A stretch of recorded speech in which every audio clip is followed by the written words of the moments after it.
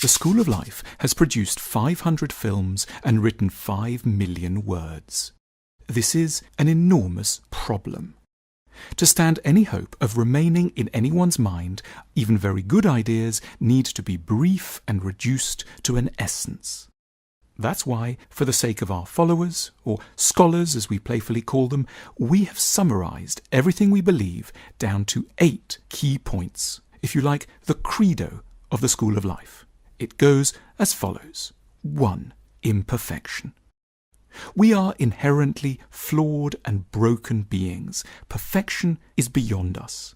Despite our intelligence and our science, we are all, from close up, scared, unsure, full of regret, longing, and error. No one is normal.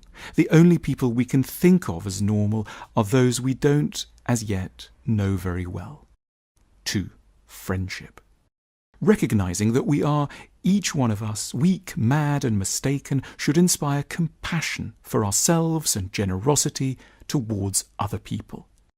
Knowing how to reveal our vulnerability and brokenness becomes the bedrock of true friendship which we universally crave. People do not reliably end up with the lives they deserve. We should embrace the concept of tragedy. Random, terrible things can and do befall most lives. We may fail and be good, and therefore need to be slower to judge and quicker to understand. Be kind. 3. Know your insanity.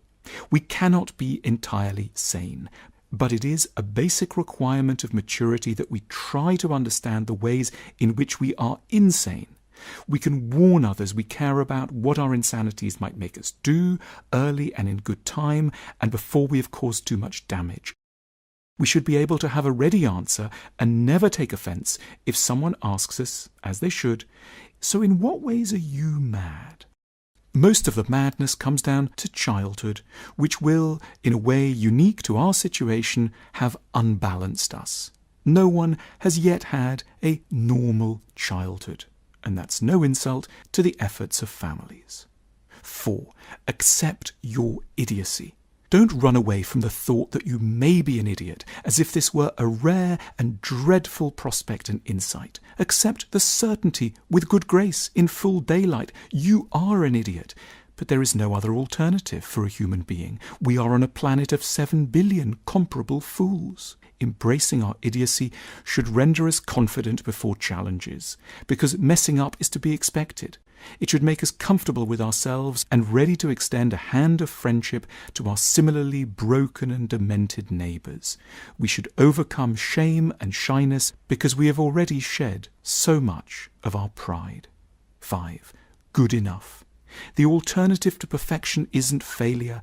It's to make our peace with the idea that we are, each one of us, good enough. We are good enough parents, siblings, workers, and humans. Ordinary isn't a name for failure. Understood more carefully and seen with a more generous and perceptive eye, it contains the best of life. Life is not elsewhere. It is fully and properly here and now. 6. Beyond romanticism. The one is a cruel invention. No one is ever wholly right, nor indeed wholly wrong. True love isn't merely an admiration for strength, it is patience and compassion for our mutual weaknesses. Love is a capacity to bring imagination to bear on a person's less impressive moments and to bestow an ongoing degree of forgiveness for our natural fragility. No one should be expected to love us just as we are.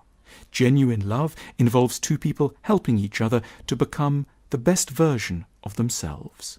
Compatibility isn't a prerequisite for love, it is the achievement of love. 7. Cheerful despair. We are under undue and unfair pressure to smile, but almost nothing will go entirely well. We can expect frustration, misunderstanding, misfortune, and rebuffs.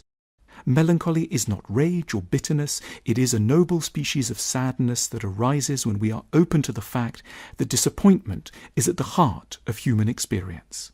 In our melancholy state, we can understand without fury or sentimentality that no one fully understands anyone else, and that every life has its full measure of sorrow.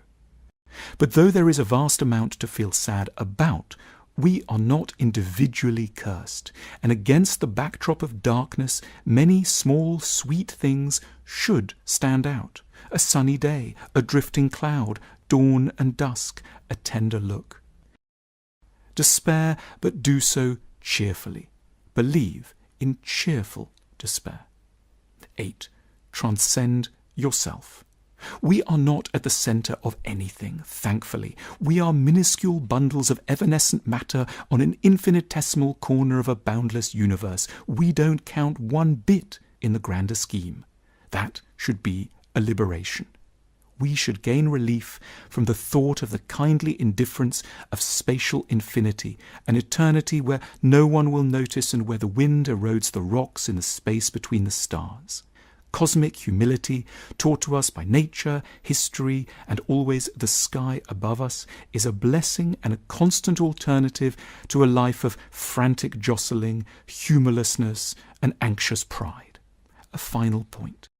We know in theory about all of it, and yet in practice, any such ideas have a notoriously weak ability to motivate our actual behaviour and emotions. Our best knowledge is both embedded within us and yet ineffective for us. We forget almost everything. Our enthusiasms and resolutions can be counted upon to fade like the stars at dawn.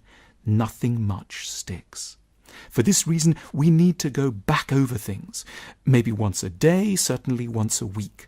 A true good school shouldn't tell us only things we've never heard before. It should be deeply interested in rehearsing all that is theoretically known, yet practically forgotten. That's why we should keep the 8 rules in mind, and why the next step is to subscribe and to return here often. Our online shop has a range of books and gifts that address the most important and often neglected areas of life. Click now to learn more.